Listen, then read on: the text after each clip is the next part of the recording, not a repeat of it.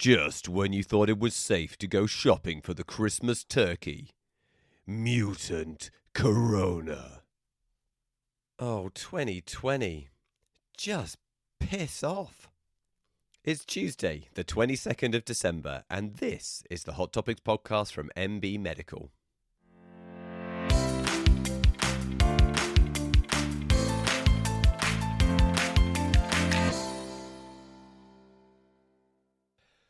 Well, welcome back everyone and Merry Christmas. It's Neal Tucker here from the Hot Topics podcast. And I had meant to do quite a short one today, just give some kind of upbeat message about how great we're doing with vaccinating and such like.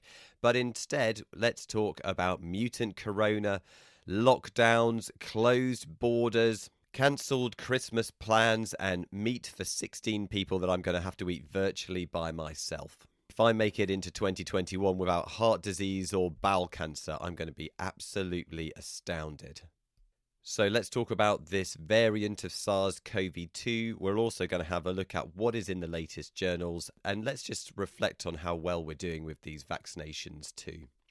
So it is a bit like something out of a nightmare, isn't it? Just as we had this glimmer of hope and as GP practices around the country start delivering vaccines to the most vulnerable, then we get wind of a new variant of coronavirus which is meant to spread even more easily than the original version.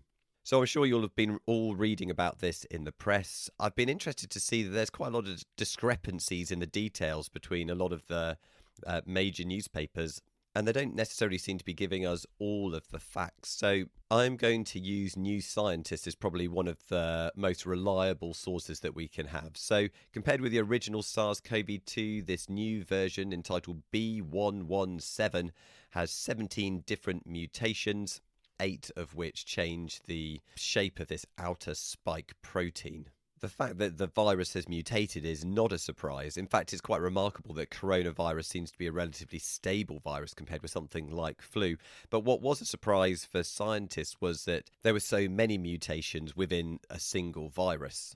Now, contrary to what the mainstream media may have us believe, this virus is actually not new. It was first identified here in the UK in late September, but it's only now that scientists have started paying more attention because it's been associated with this rapid growth of cases throughout London and the southeast of England. Because it's been around so long, actually it has already been identified in other countries. So it's perhaps a bit of a surprise that there's been such a strong response from other countries around the world, because it's been reported in Denmark, in Australia, possibly Belgium, Italy and the Netherlands as well. But the world's experience of the summer, where a strain that's thought to have originated in Spain then rapidly spread around Europe, probably linked to all the travel from summer holidays rather than any actual inherent increase in transmissibility. But still that hangs heavy in people's memories.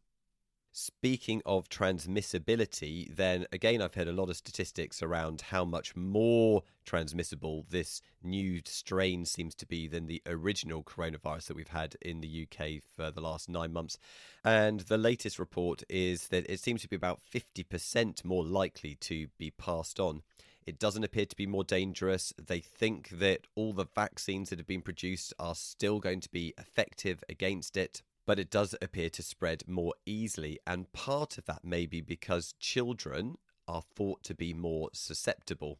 Now, this is still somewhat speculative, and clearly more work needs to be done in this area to confirm that this is actually the case. But it is quite troubling, especially for those of us who have children. I've been absolutely amazed over the course of this pandemic that children seem to be so infrequently affected. I've got a 6-year-old in the local primary school. They've had 1 case in a child and they've had 1 case in a teacher. And remarkably, with those cases, there seems to be no other spread amongst any of the other children.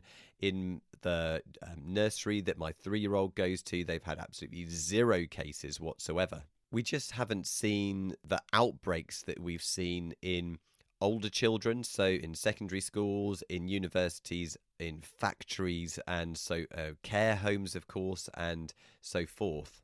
And this is entirely anecdotal, but I wonder if it may be indicative of what we've been seeing over the last month in the southeast, because one of the GPs at my wife's practice has just been diagnosed with coronavirus. She's caught it off of her young son who's at primary school.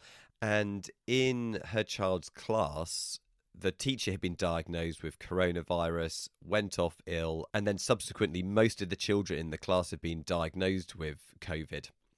Now, they're not particularly unwell, of course. They have the same type of COVID that young children get, which is generally very mild.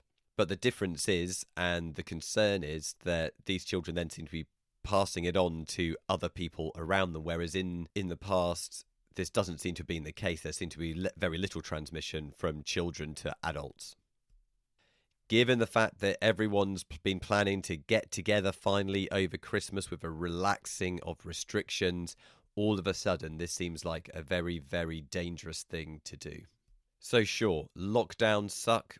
Being unable to see the family that you were hoping to see over Christmas, that sucks. But it doesn't suck as much as Granny getting coronavirus just weeks away from when she might actually be getting a vaccine. So now's not the time for us to become complacent. Now is not the time for us to give up. Now is the time for us just to hold firm.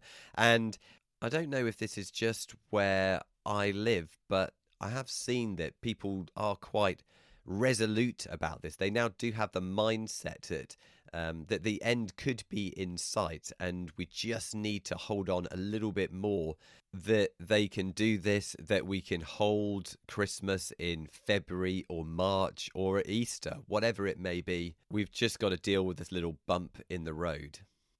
Speaking of roads, I feel very sorry for the 2,000 or so lorry drivers that are stuck near Kent at the moment, desperately trying to get home for Christmas. And of course, the worry is that this will affect supply chains. I've already heard that there may be an impending lettuce shortage. I'm hoping that this is not just the tip of the iceberg.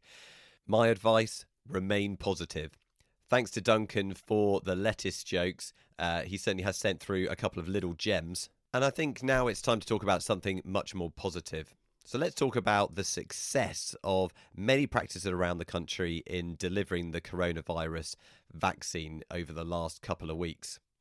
Now, I know not every practice has signed up to do this around the country, and I think given all the logistical problems and the financial implications, the workforce issues, the general tiredness of primary care after a 9-month slog, I think that's very reasonable. And I have to say, having read through all of the training material, the Green Book chapter on COVID and the rest, I wasn't completely convinced that primary care was going to be able to do this, and we shouldn't have to be the people who are delivering it. However, many practices around the country have made a fantastic job of this and have successfully managed to deliver the vaccine to thousands of their at-risk patients, which is absolutely astounding.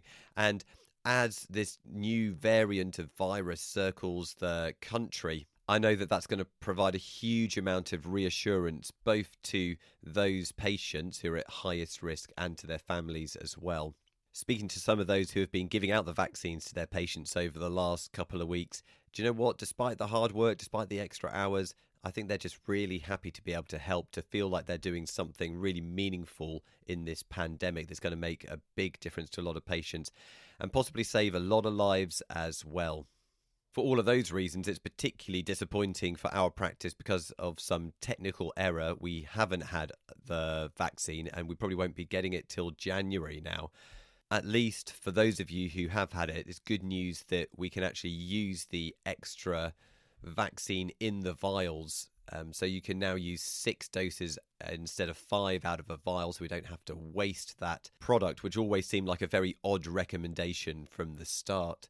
As a result of this, one of the local practices to us has now got 20% extra, and having finished off all their over 80s, offered it out to local healthcare professionals as well. So I had the vaccine yesterday. My arm is a bit sore today. Otherwise, I feel completely fine. I am feeling a little bit guilty that I've got the vaccine when my patients at my own practice haven't had access to it.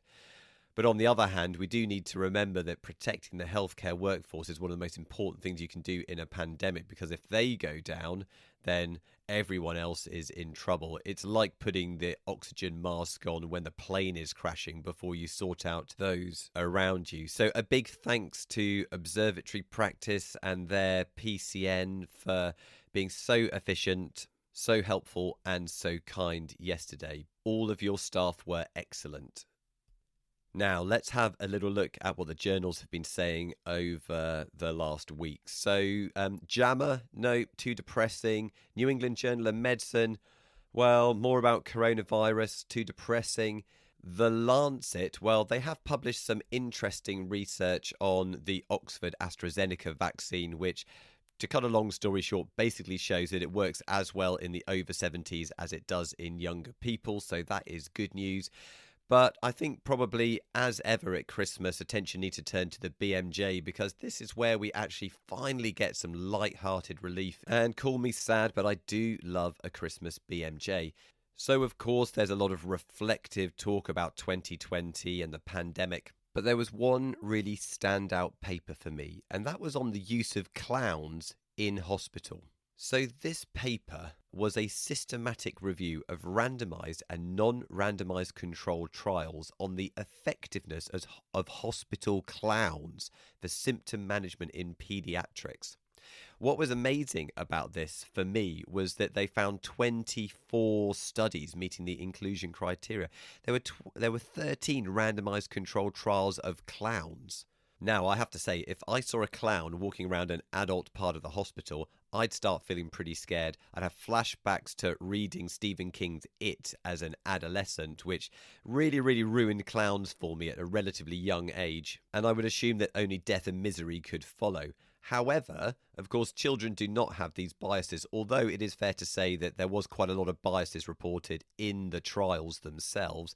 But nevertheless, they found that children and adolescents who were in the presence of hospital clowns had less anxiety for a range of medical procedures, as well as improved psychological adjustments, and chronic conditions showed favourable results. What are the implications here? Well, I first thought that perhaps this meant we should be sending our kids to McDonald's more. Let's be honest, Ronald's had a pretty bad rep over the last couple of decades. I did dismiss that as a sensible path forwards, but then I suddenly started thinking maybe we do need to start having more fun in GP surgeries. Perhaps we could get jesters in the waiting rooms. Maybe for our flu and our COVID vaccine clinics, we could have magicians and comedians to entertain people whilst they were there. Maybe that might even improve the immunogenicity of these treatments. You just never know.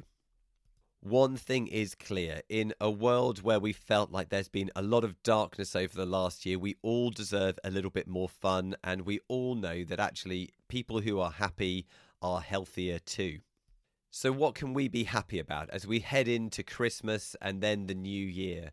Many of us might be in lockdown, many of you might have coronavirus, this new variant as we speak, but there are lots of reasons to be positive, particularly about general practice. We are at the forefront of delivering the most important treatment for coronavirus in the form of vaccines, and we will be doing genuinely meaningful work. We will be genuinely saving lives. Our patients will be genuinely, extraordinarily grateful to us. And this is something that hospitals, let alone other government agencies, would be desperately struggling to deliver to such a large number of people. And we can also be happy that throughout 2020, primary care has had a significant part to play in helping the population through this pandemic. We have remained open, we have remained accessible, possibly even more accessible than ever, even if it's not necessarily face-to-face. And we've somehow coped with record demand for our services. So I hope you get a few days off over Christmas. I hope you manage to rest. And I hope as you are opening those presents, maybe you're having that little glass of sherry, and you think about what you've done this year. It doesn't matter that you haven't been manning the ventilators or doing a night shift in A&E resus. Some of the most important work, some of the most life-saving work has only just begun, and you're going to be the ones delivering it. Okay, well, I think that's enough from me. It turns out I've talked as much as I always talk. Now, a quick shout out. So, I had the pleasure of meeting a guy called Daniel Butler, who is a GP trainee in Northern Ireland last week. And he and a few friends put together the Jolly GP Trainee podcast. They've been doing this for the last year. They interview GPs to talk about their experiences of the profession. So, if you do have trainees, or you are a trainee, or you just fancy a light-hearted listen to what some of your colleagues have been getting up to, then do check out the podcast. It's really, really good. And as ever, please do get in touch with me. So Facebook or Twitter, search for NB Medical, or you can email hottopics@nbmedical.com. And all things being well, I'll be back in January with the next podcast. We've got a few interviews lined up with some really interesting people, including Terry Kemple from the RCGP, who set up the Green Impact for Health Toolkit, talking about why environmental concerns directly impacts on our patients and our practice. But until then, Merry Christmas, Happy New Year, and bye-bye.